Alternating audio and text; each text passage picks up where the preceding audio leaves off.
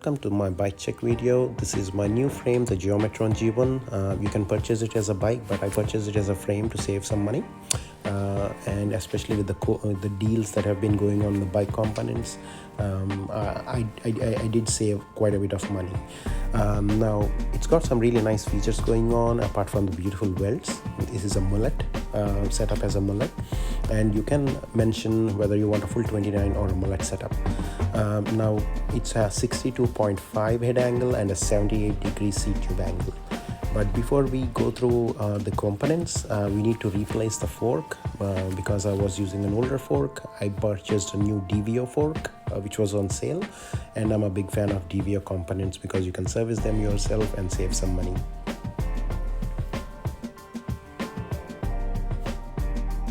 So at this point I'm just removing the components and taking out the old fork. Now the only routing that goes on this bike internally is a dropper cable. Everything else is neatly tucked on the outside, which is kind of the way I like it, but everything is held in place with cable ties that are given, so there is really no rattling. I'm installing the Hope, expander nut that holds the top cap in place. Now I'm installing the ground rails.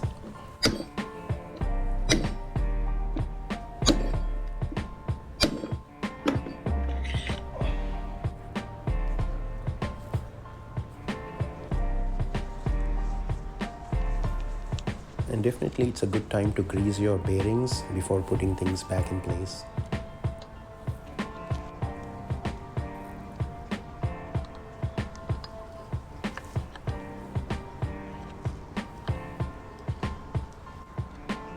Now the interesting features that I was mentioning, there are three places that you can make adjustments to. One is the flip chip that changes the progressivity of the shock. There's also these mutation chips that they call it. They are actual physical parts that they sell of different lengths that affect your bottom bracket height as well as your chainstay length. So this bike you can customize as you ride based on how you feel. You can keep making changes, so you can keep experimenting as if it's a new bike. Now the front fork is recommended is 160 to 180, and the rear shock is 230 mm by 65.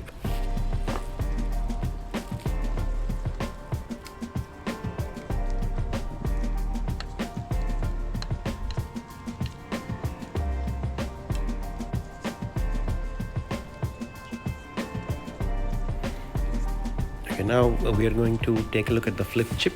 Obviously you need a cloth in place so as you remove the shock, your frame doesn't bang the seat tube.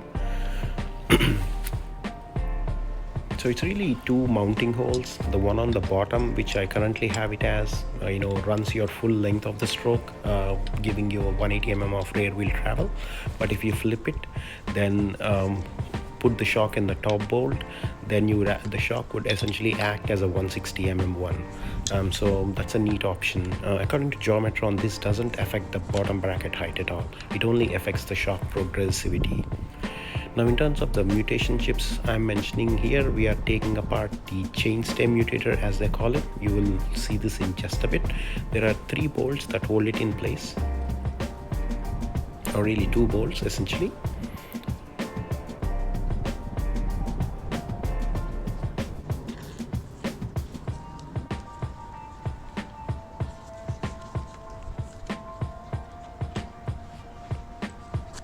Okay, you'll notice that piece that's going to come out now is really it's right now at 12 millimeters, but you can get at different lengths and you will be essentially swapping one on each side. So this will impact your bottom bracket height, so you can change your BB height to your liking.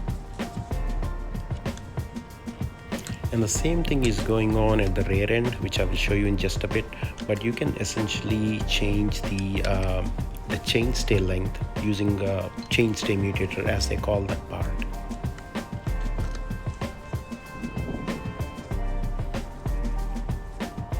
Now one thing that I do want to recommend anybody who's willing to buy a frame and build it up, I think now is a very good time, just because of the deals that are going. I found some insane prices on all the good components. Now here is the chainstay mutator that I'm talking about. You can buy different lengths and essentially change your chainstay.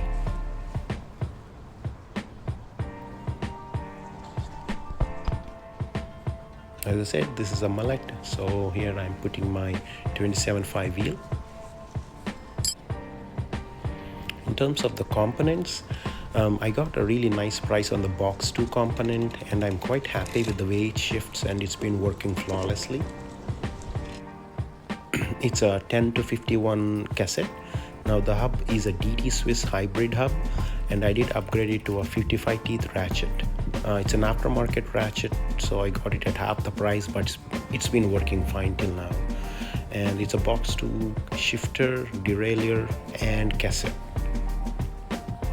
And in terms of the cranks, I'm running the race face effect with oval chainring, 30 teeth oval chainring.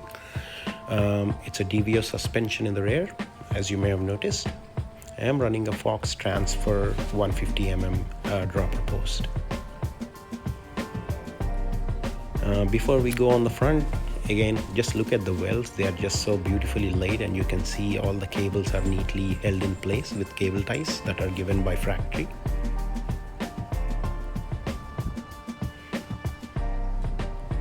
And the front fork now is a DVO suspension as well. And at the top, I am running the Uzi Vibracore bars that reduce the arm fatigue. They've been doing well. And in terms of the stem, I'm using a Renthal Apex. As always, thank you very much for watching. Please like and subscribe.